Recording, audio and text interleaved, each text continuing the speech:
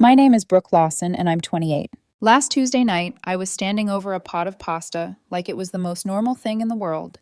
Salted water rolling, steam fogging the window, sauce simmering with that comforting garlic and basil smell that makes a home feel earned. I didn't know I was cooking the last calm meal of my relationship. When the front door opened, the air changed in that subtle way your body notices before your brain does. Not loud, not violent, just shifted, like someone had walked in carrying a decision. My boyfriend, Ray Bennett, walked into our apartment with his jaw set and his eyes too awake for the hour. He didn't look angry. He looked prepared, like he'd been practicing his facial expressions in the car mirror and finally picked the one that made him seem reasonable. He didn't greet me. No kiss, no hey babe, not even that lazy end-of-day exhale when he drops his keys and lets the world fall off his shoulders. He just walked straight past me into the living room, sat down, and folded his hands like we were about to discuss a business merger. I turned the stove down and wiped my palms on a dish towel I didn't need, suddenly aware of how domestic I looked. Hair twisted up, bare feet, sauce on my knuckle, the kind of scene that should have meant safety. "Everything okay?" I asked. Ray didn't answer right away. He stared at the blank TV screen like it could give him courage. Then he said very carefully, "We need to talk. There are certain phrases that don't belong in a home unless something is already breaking." I set the spoon down. "Okay." He finally looked at me, not warmly, not cruelly either, just evaluated. "I've been thinking," he started, and the way he said it made my stomach tighten. Ray wasn't a thinking things through guy. Ray was a say it, see what happens, adjust later guy. Which meant if he was delivering something calmly, he'd had help rehearsing. Or he'd been repeating it to himself until it sounded noble. "I feel like you've been a lot lately." I blinked. "A lot how?" He exhaled, like I was already exhausting him. "Brooke, you're always—" He searched for the right word, the one that would make him sound like the victim without sounding like the villain. There. I waited. The silence stretched, thick and awkward. "You text me good morning every day," he continued. "You want to know where I'm going. You plan these elaborate dates when sometimes I just want to chill. It's like you can't just let things breathe." For a second, I just stared at him because the things he was listing were love, routine, care, the basic architecture of a relationship. And he was naming them like symptoms. My voice came out quieter than I expected. "You mean, you don't like that I care?" He rubbed his forehead like he was the one carrying the burden here. "It's not that I don't like it, it's just suffocating sometimes." That word landed on me like a wet towel. Suffocating. I thought of the 3 years we'd been together. The first year when he couldn't go a day without calling. The way he used to show up at my job with coffee, just because.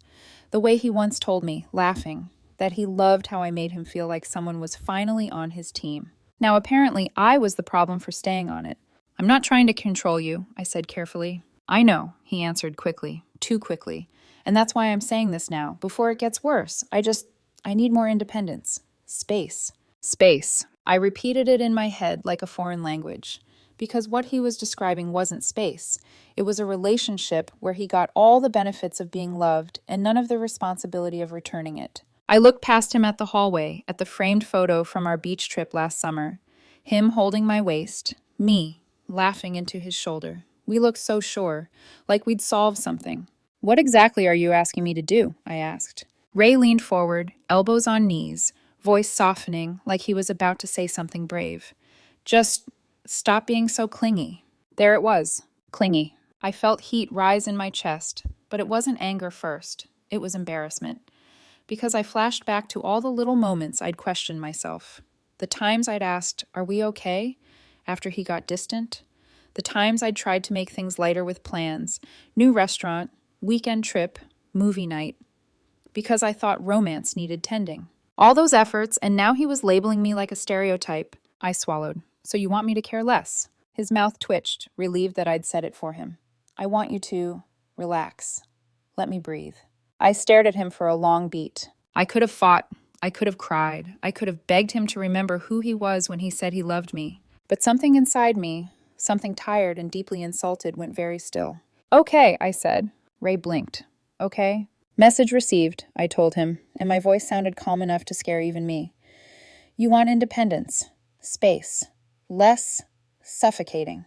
He nodded, cautious now, like he wasn't sure whether he'd just won or triggered something. Fine, I said. I'll give it to you. I turned back toward the stove, lifted the pot lid, and stirred the pasta like my hands weren't shaking slightly. Behind me, Ray exhaled, an actual, audible release, like a man who'd just negotiated himself out of a responsibility. Thank you, he said. Seriously, thank you for listening. That line was so smooth it almost sounded borrowed. Dinner that night tasted like salt and something metallic, like the moment you realize you've been smiling too long for someone who enjoys watching you work. For the next few days, I did exactly what I said I'd do. I stopped texting good morning.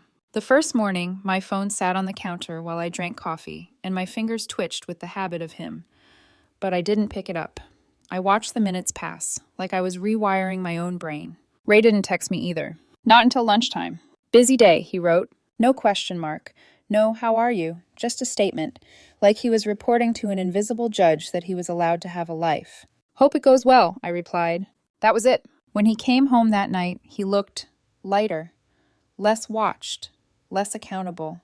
He ate what I made without that soft gratitude he used to show when he was still trying. He didn't ask about my day. I didn't offer it. We moved around each other like polite roommates who used to know how to touch. By Friday, something strange happened. Ray came home and tossed his keys in the bowl with a grin that felt misplaced. So, he said, leaning against the kitchen doorway, what are we doing this weekend? I looked up from the sink, hands submerged in soapy water. Nothing planned. His eyebrows lifted. Nothing? I shrugged, keeping my expression neutral, even though my heart was thumping. I thought you wanted independence. Space. I didn't want to suffocate you with plans. For a second, confusion flickered across his face, like he'd forgotten the exact words he'd used. Then his grin returned, brighter now. Right, yeah, exactly. He nodded like a man approving a successful experiment. Cool, he said. I might go out with some friends then. Have fun, I answered. He paused, like he expected me to ask where, with who, what time. I didn't, and the look on his face, half pleased, half unsettled, stayed there a little too long. That was the first time I felt it. Not proof, not certainty. Just a tiny, icy whisper in my gut that said, he didn't ask for space because he needed peace. He asked for space because he needed room. The next 2 weeks were a slow reveal. Ray started coming home later, midnight, 1 a.m., with casual explanations that didn't quite connect. Work thing, he'd say, not meeting my eyes. Ran into people, he'd shrug, already walking past me. His phone, which used to live face up on the table, started living face down. One night I walked into the living room and he flipped it over so fast it looked like a reflex. Classic signs, right? But here's the thing. The moment he called me clingy, something flipped inside me too. The hurt didn't disappear. It just stopped steering. In its place came a cold clarity I'd never had while I was still fighting to be chosen. I started seeing our relationship objectively for the first time in 3 years. I wasn't clingy. I was a good girlfriend. I was the one who remembered his sister's birthday when he forgot. The one who planned his promotions dinners. The one who knew his coffee order, his childhood stories, the exact tone in his voice when he was lying about being fine. And now he was treating my love like an inconvenience. So when he stayed out until 2 a.m. on a Wednesday with friends, I was already asleep. When he canceled a dinner I'd mentioned looking forward to, I ordered takeout and watched a show alone. When he stopped wearing the watch I'd bought him last Christmas, I didn't ask why. Every time I didn't react, I felt a little more of myself return. And every time, Ray looked a little more uncertain, like he didn't know how to win a game if the other player refused to sit at the table. 3 weeks after our talk, Ray broke. It was Sunday night. The apartment was quiet, the kind of quiet he used to say he loved. Peaceful, he'd call it, as if it was something I created for him. He sat down on the couch next to me and didn't turn the TV on. He just looked at me, eyes wet too fast, like he'd been holding tears in the doorway. Do you even love me anymore? He asked, voice cracking. I stared at him. Mascara wasn't running. He wasn't a woman in a movie, but the panic was the same. That raw fear of losing control of someone you assumed would always chase you. I thought this was what you wanted, I said softly. He shook his head hard, like I was being cruel on purpose. I wanted space, not this. What's this? I asked. You don't care where I go, he said, breath hitching. You don't plan anything. You barely talk to me. It's like you checked out. I looked at him, and the strangest thing happened. I didn't feel guilty. I felt insulted. Ray, I said, keeping my voice even, I'm doing exactly what you asked. He flinched. No, you're being petty. That's when I laughed. Actually laughed. Not cute, not light. A sharp, disbelieving sound that surprised both of us. I'm being petty, I repeated, tasting the absurdity. You told me I was suffocating you. I gave you space. Now you're mad. I'm not suffocating you. Ray went quiet. His hands clenched together. His shoulders sagged. And then, in the smallest voice, he said, I didn't think you'd actually change. My laugh died instantly. What? He swallowed, eyes darting away like he couldn't stand the truth in my face. I thought you'd fight for me. A slow chill crawled up my spine. Fight for you, I repeated. Prove you cared, he whispered, like he was confessing something romantic instead of something manipulative. I stared at him for a long time. 3 years. 3 years of me proving I cared, in meals, in plans, in patience, in showing up. And he'd reduced it to a test, a performance he wanted from me. My voice came out low. Get out. Ray's head snapped up. What? Pack a bag, I said, standing up so fast the blanket slid off my lap. Go stay with your sister. We'll talk tomorrow. His mouth opened, closed. Brooke, you're overreacting. I walked toward the hallway, every step steady. No, I said, feeling something solid lock into place inside me. I'm finally reacting the correct amount. Behind me, he started to cry harder, like tears could reverse consequences. But I didn't turn around. That night, alone in our bed, I lay staring at the ceiling and replayed everything I'd ignored. Every moment he'd tried to provoke jealousy. Every time he'd criticized my care, then punished me when I pulled back. And under it all, a quiet certainty settled in my chest. His independence speech wasn't the beginning. It was cover. And I had a feeling I was about to find out exactly what for. The next morning, I woke up before my alarm. Not because I was refreshed, because my body had decided sleep was a luxury reserved for women who weren't being emotionally extorted in their own home. The apartment felt different without Ray's presence. Not empty, not lonely. Clear, like I could hear my own thoughts without them being crowded out by the constant background noise of managing him. His moods, his needs, his fragile ego that always needed to be fed in small, careful bites. I made coffee and let it drip slowly, the way I always did. Same mug, same corner of the counter, same sunrise bleeding orange through the blinds. But my hands were steadier than my heart expected. Then my phone started buzzing. Once, twice, 3 times. By the time I sat down at the table, it was a full-on swarm. Ray. Ray again. Ray again. Text after text stacking like a tantrum in digital form. I'm sorry. Please talk to me. You can't just kick me out. You're being insane. Brooke, answer me. I love you. You're being cold. You're doing this to punish me. I said I was sorry. You're an asshole. Please. I stared at the screen and felt something in me detach. Not in a numb way, but in a clinical way, like a doctor looking at symptoms and finally admitting what the diagnosis is.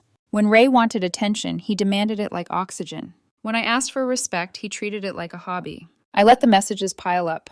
I drank my coffee slowly, like I was training my nervous system not to flinch every time he tried to pull my leash. At 9:17 a.m., I typed one response. Come by at 6 p.m. to get your things. That was it. Short, keen. No explanation. No debate. I didn't block him, yet. I wanted to see what he chose when he realized he couldn't talk me into my old role again. The answer came at 11:42 a.m. The doorbell rang. Not a text, not a request, not even a can we talk? Just the sound of entitlement pressing its finger against my front door. I looked through the peephole and saw him standing there like he belonged. Like last night hadn't happened. Like my boundary was just a suggestion he could ignore if he showed up early enough. I opened the door halfway. Ray stepped forward immediately, already talking. You can't just do this, Brooke. His eyes were red-rimmed, his hair messy, like he'd tried to look tragic. He was holding his phone in his hand, screen up, like evidence. He didn't ask if I was okay. He didn't apologize. He came in ready to argue his way back into control. You said 6, I replied, voice calm. I couldn't wait until 6, he snapped, then softened quickly like he remembered how to manipulate. This is ridiculous. I live here. That sentence hit a nerve I didn't know was waiting. Because I remembered exactly how we'd ended up here. The moving boxes, the lease office, Ray's nervous grin when the property manager asked for credit info, and the way he'd squeezed my hand under the desk like he was embarrassed, like it was some temporary setback. Actually, I said, stepping back and walking toward the kitchen table, you don't. Ray followed, incredulous. What are you talking about? I didn't answer with emotion. I answered with paperwork. I pulled my phone out and opened the lease PDF I still had saved in my email. I turned the screen toward him. Only one name. Mine. Ray stared at it like the letters were rearranging themselves to mock him. No, he said, blinking hard. That's not. It is, I cut in gently, because gentleness was the scariest thing I could give him right now. When we moved in, your credit score was the issue, remember? He opened his mouth, then closed it. I continued, voice steady, almost conversational. I paid the entire security deposit. First month, too. The plan was, you'd pay me back for your half, and then we'd add your name to the lease once everything was clean. His face tightened. I was going to... But you didn't, I said. Not accusing, just stating. Because the truth didn't need to raise its voice. Ray's nostrils flared. So what? You're going to use that against me now? After 3 years? I watched him carefully. Here it came. The pivot. The part where he made my boundaries sound cruel. I'm giving you 30 days legal notice, I said. More than required. You can take your things. You can find somewhere else. Ray stared at me like I'd slapped him. You wouldn't, he whispered. I am, I said. Something on his face cracked. And then, right on schedule, like a man reaching for the last card in his hand, he dropped the bomb. I've been seeing someone else. The words hung between us. Ray's eyes watched my face like he was waiting for the explosion, like he wanted it, like my heartbreak was the proof he still mattered. I didn't give him that. I took a slow sip of coffee. I let the silence stretch just long enough to make him uncomfortable. Then I said, I know. His entire body stilled. What? Ray, I replied, setting the mug down carefully. I'm not stupid. He blinked, thrown off. How could you? The late nights, I said calmly. The phone flips, the password, the sudden need for independence. He swallowed. How long? I asked. Ray's mouth tightened, and for a second his eyes watered again, not with regret, but with the fear of consequences. Then he broke. A month. A month. While I was cooking dinners. Folding his laundry, sitting across from him on the couch while he scrolled through a phone full of lies. And who is she? I asked. Ray hesitated, like saying her name would make it real. Then he said it. Jake Morrison from my gym. I didn't flinch, but my mind latched onto the detail like a spotlight. Of course. The gym. The classic cliché dressed up as destiny. Ray's voice got frantic, fast. It's not like that, Brooke. Explain how it's not like that, I said, still calm. He couldn't, because it was exactly like that. And what made it worse wasn't even the cheating. It was the way he'd tried to make me the villain first. The clingy speech. The I need space. The carefully planted narrative that I was suffocating him. It wasn't a conversation. It was a strategy. You were going to do what? I asked softly. Keep me here as backup while you tested things with her? Ray's eyes darted away. His silence answered before his mouth could. I nodded slowly, feeling something inside me harden into a clean edge. Then I asked the question that made his face change. Does she know about me? Ray blinked. What? Does she know you have a girlfriend? I repeated, voice very even. That you live with me? He didn't answer. His throat bobbed, and the longer he stayed silent, the clearer it became. I leaned back against the counter, my heartbeat suddenly louder in my ears. Let me guess. He told her he was single. Or better yet, he'd told her he was escaping a controlling girlfriend. A clingy one. A suffocating one. Ray's face gave him away. My lips curved, but there was no humor in it. Yeah, I murmured. That's what I thought. Ray stepped forward. Brooke, listen. No, I said, cutting him off gently. Here's what's going to happen. He froze. You have 30 days, I continued, each word precise. You take what's yours. You leave what's mine. Ray's jaw clenched. You're acting like I'm some monster. I'm acting like I'm finally done being your safety net, I said. Then I added softer, because I wanted him to understand the part that mattered. And Ray, tell her the truth. His eyes narrowed. Or what? Or I will, I replied. Ray scoffed, trying to regain his arrogance. You don't even know her. I looked him dead in the face. Jake Morrison, I said, letting his secret sit on the table like a weapon, goes to Elite Fitness on Thursdays, drives a blue Challenger, lives in those apartments on 5th Street. Ray's face drained so fast it was almost impressive. His mouth opened slightly. How? Like I said, I interrupted, voice quiet. I pay attention. For the first time since last Tuesday, he looked scared. Because men like Ray only feel powerful when you're confused. The moment you see them clearly, the spell breaks. He left a few minutes later, grabbing a handful of clothes like he was in a rush to get out of a room where his lies were dying. At the door, he turned back, eyes glassy. You're really doing this, he said, voice small. I didn't answer. I just watched him go. And the second the door clicked shut, the apartment didn't feel lonely. It felt like it had stopped holding its breath. I stood there for a long moment, listening to the quiet, letting it settle into my bones. Because I knew something Ray didn't understand yet. That space he'd demanded? He'd just given me enough room to see the whole truth. And once you see it, you can't unsee it. The quiet didn't last. It never does when someone like Ray realizes they're losing control. By the time evening crept in, my phone felt heavier in my hand. Not because of weight, but because of intent. Every buzz carried the same message underneath the words, "Come back. React. Let me rewrite this." I didn't. At exactly 6 p.m., like I'd said, I opened the door. Ray stood there with the duffel bag slung over his shoulder and a face carefully arranged into something remorseful. Not desperate, not broken. Strategic, huh? "Hey," he said softly, like we were just two people who'd had a misunderstanding. "Can we talk before I grab my stuff?" I stepped aside, letting him in without answering. The apartment looked different with him back in it. Smaller somehow. Like the walls had learned the truth and didn't want him touching them anymore. Ray moved slowly, glancing around like he was checking what emotional leverage was still available. Photos, furniture, familiar spaces he'd once assumed were permanent. "You really meant it," he said quietly, "about the 30 days. "Yes." That was all I gave him. He nodded, like he respected that, even though I could tell he didn't. Men like Ray didn't respect boundaries. They studied them for weaknesses. He dropped the duffel by the couch and leaned against the armrest, folding his arms. "Look, I messed up." I waited. "I shouldn't have said what I said," he continued. "The clingy thing, that was harsh." "It was revealing," I replied. His jaw tightened, but he kept going. I panicked. I felt trapped, and instead of communicating, I made it your fault." There it was, the version of accountability that still centered his feelings. I crossed my arms. "You cheated." Ray flinched like he'd forgotten that part was still on the table. "Yes," he said, quieter now. "But it didn't mean anything." I almost laughed again. "Funny," I said, "because you reorganized our entire relationship around it." His eyes flicked up. "That's not fair." "Neither is turning your girlfriend into a villain so you can sleep better while lying to her." Ray exhaled hard, frustration creeping in. "You're acting like I planned this." I met his gaze. "Didn't you?" Silence. He looked away first. That told me everything. Ray cleared his throat. I didn't want to lose you." The irony was almost poetic. "You didn't want to lose me," I echoed. "You just didn't want to choose me." He winced. "Brooke!" "Stop," I said, holding up a hand. "We're not doing this." He watched me carefully now, recalibrating. "So that's it?" he asked. 3 years and you're just done?" I tilted my head. "You ended it when you decided I was something to manage instead of someone to respect." Ray stared at me like he was seeing me for the first time. Not emotional, not pleading. Clear. He straightened, defensive edge creeping back into his voice. "You're being cold." "No," I said calmly. "I'm being accurate."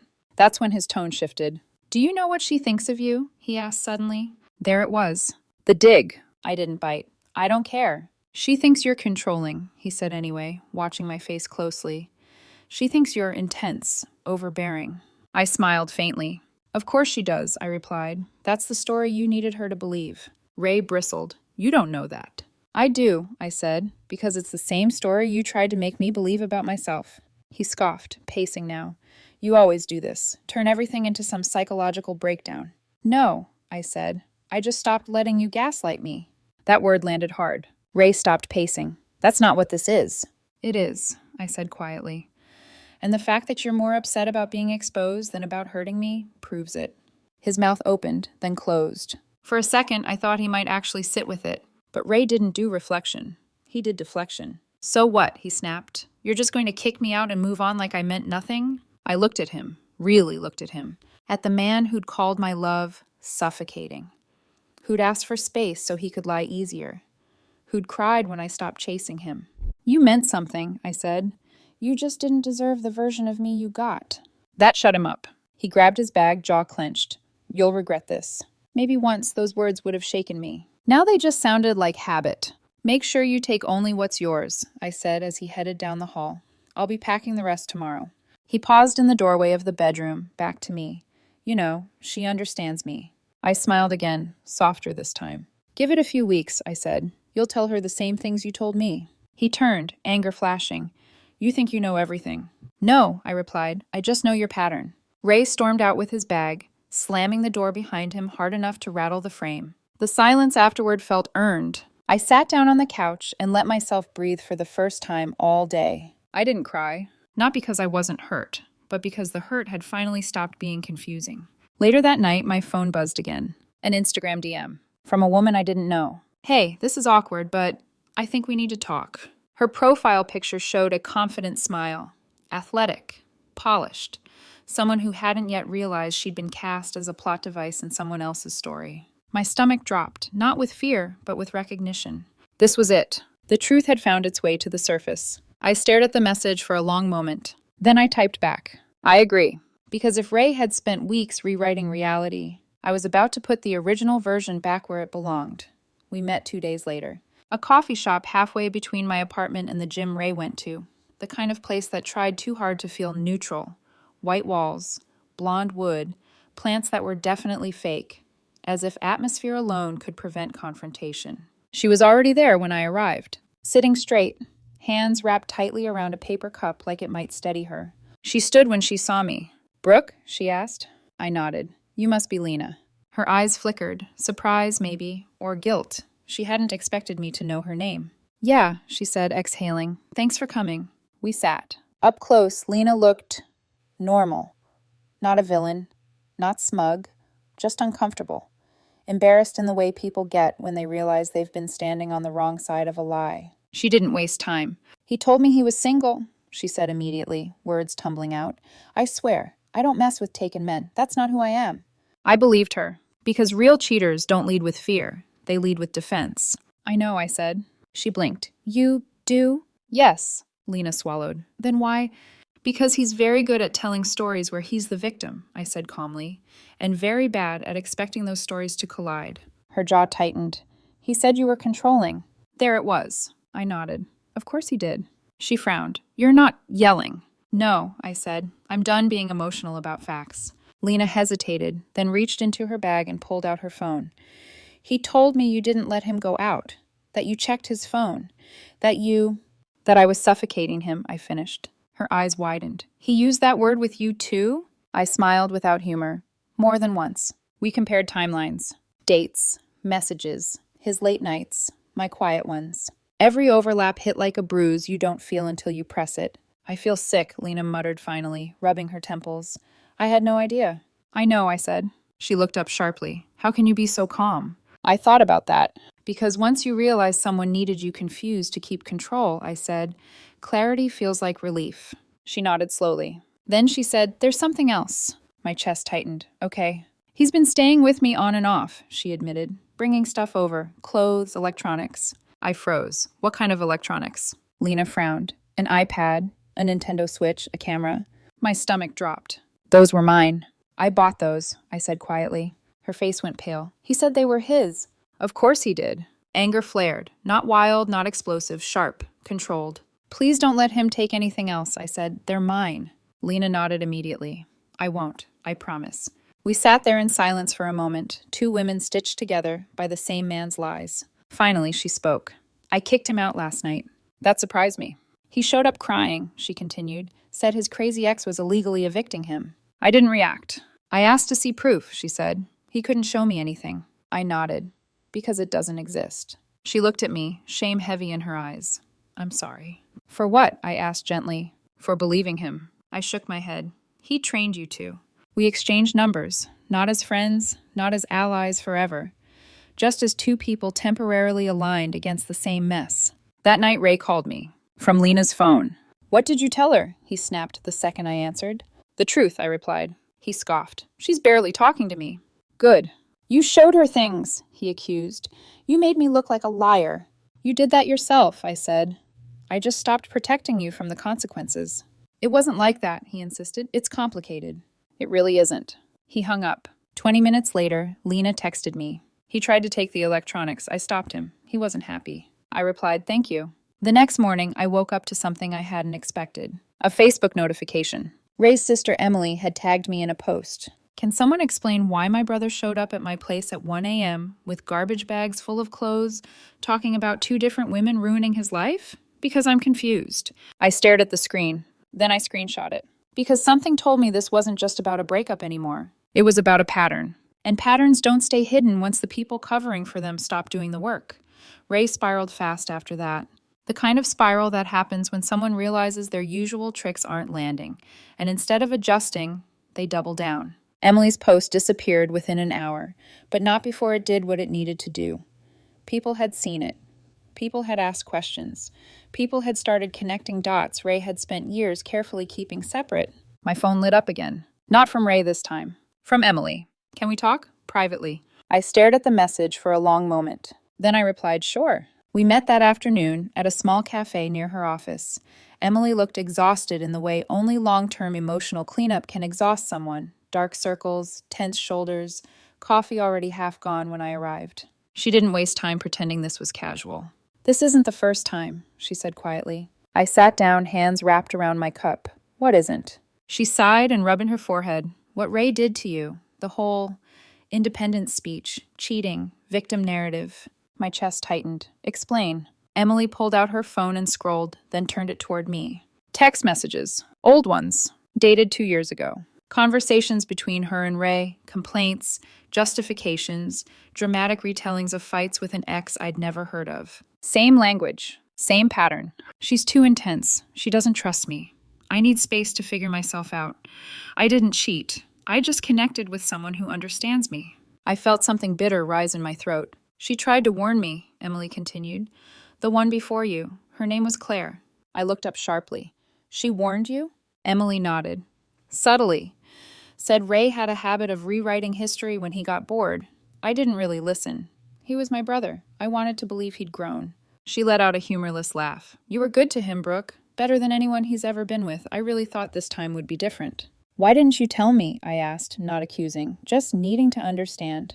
Emily held my gaze. Would you have believed me? I didn't answer right away, because the honest answer was probably no. I kept hoping he'd mature, she said. Instead, I kept enabling him, letting him crash at my place, paying for things when he said he was struggling, even covering part of his gym membership when he said he needed it for his mental health. My stomach twisted. Let me guess, I said quietly. That was right around when he started calling me controlling.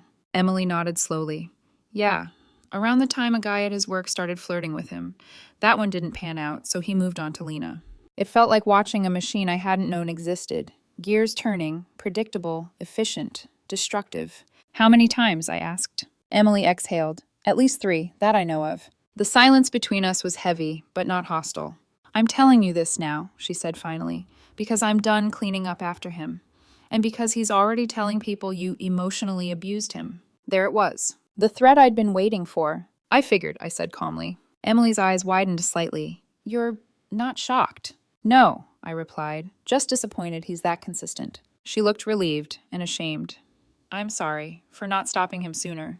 You can't stop someone who needs chaos, I said gently. You can only stop participating in it. She nodded. That night, Ray exploded. Text after text. Voicemails. Accusations. You turned my sister against me. You planned this. You're heartless. You abandoned me when I needed space. I'll tell everyone what you did to me. I screenshot everything. Then I did something I'd been debating all day. I made a post. No names, no details, just one sentence. It's funny how asking for space and independence suddenly becomes emotional abuse when you give someone exactly what they asked for. I didn't tag anyone. I didn't explain. I didn't defend myself. I let the truth breathe on its own. The comments came fast. Friends who remembered me planning birthdays and trips. Friends who'd watched me bend over backward to make Ray comfortable. Friends who'd quietly wondered why I always seemed tired but never complained. The narrative Ray wanted didn't stand a chance. That same evening, Lena texted me again. He's been flirting with multiple women at the gym. Different stories to each one. To one, you were abusive. To another, you were an ex. To a third, he said you were in an open relationship. I'm getting tested tomorrow. You should too. My chest tightened, but not with panic. With resolve. Already scheduled, I replied. When I started packing Ray's remaining things into boxes, carefully labeled, neatly stacked, I found it. A journal. Not hidden. Just forgotten. I stood there for a long moment debating. Then I opened it. It wasn't some master plan. It was worse. Page after page of complaints about being bored, about how stability made him feel invisible, about how he needed drama to feel alive, and how being with someone who actually loved him made him feel inadequate. He wasn't evil. He was empty. I took photos of a few pages, not to share, not to expose, but to remind myself I hadn't imagined any of it. Day 30 came quietly. Ray arrived with a rented truck and 3 guys I didn't recognize. Intimidation, maybe, or witnesses. His things were ready. Lena had dropped off my electronics the day before. The exchange took 10 minutes. No shouting, no tears. At the end, Ray looked at me like he was waiting for something. "That's it?" he asked. "Nothing?" "What else would there be?" I replied. "I don't know," he said. "Some emotion, something to show you cared." I met his eyes. "I cared for 3 years," I said evenly. "You just weren't paying attention." He left without another word. That night, I sat on my couch, the same couch where he'd once cried and demanded proof of love, and let the quiet settle. A final text came through.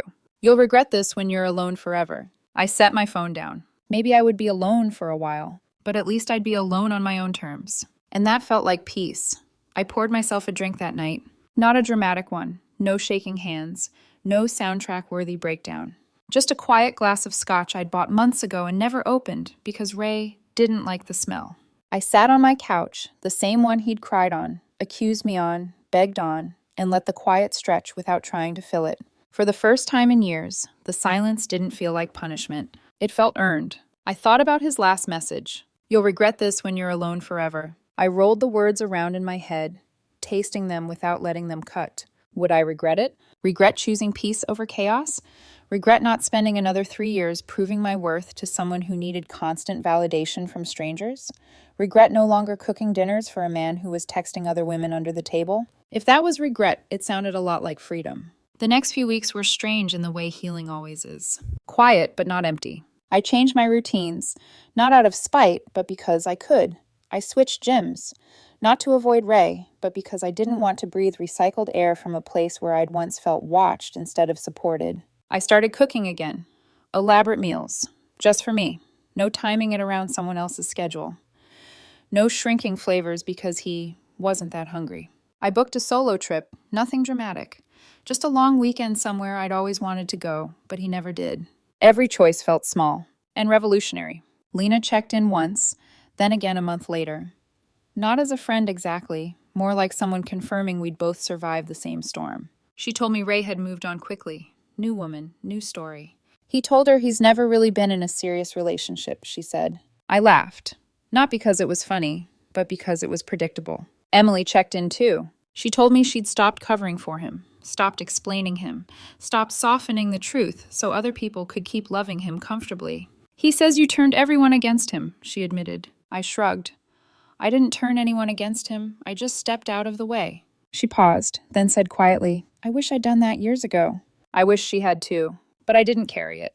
Because some lessons only land when they're allowed to hurt. Every now and then, a mutual acquaintance would mention Ray in passing, always with confusion, always with that same phrase. He said things ended because you were intense. I'd smile politely and say nothing, because the people who mattered already knew the truth, and the ones who didn't weren't my audience anymore. One evening, months later, I caught my reflection in the kitchen window while I was cooking. Hair loose, music playing, no one waiting on me to hurry up or tone it down or make myself smaller. I looked lighter. Not because I'd lost something, because I'd stopped carrying someone who refused to carry himself. I thought back to that first night, the pasta boiling, the words suffocating, hanging in the air like a verdict. Here's what I learned. When someone tells you you're too much, it doesn't always mean you need to be less. Sometimes it means you've outgrown the container they wanted to keep you in. Sometimes space isn't about independence. It's about permission. And once you stop granting it, the truth rushes in to fill the room. My apartment is quiet now. No more games, no more tests, no more love that needs to be proven on command. Just peace. And for the first time, I know exactly how to protect it.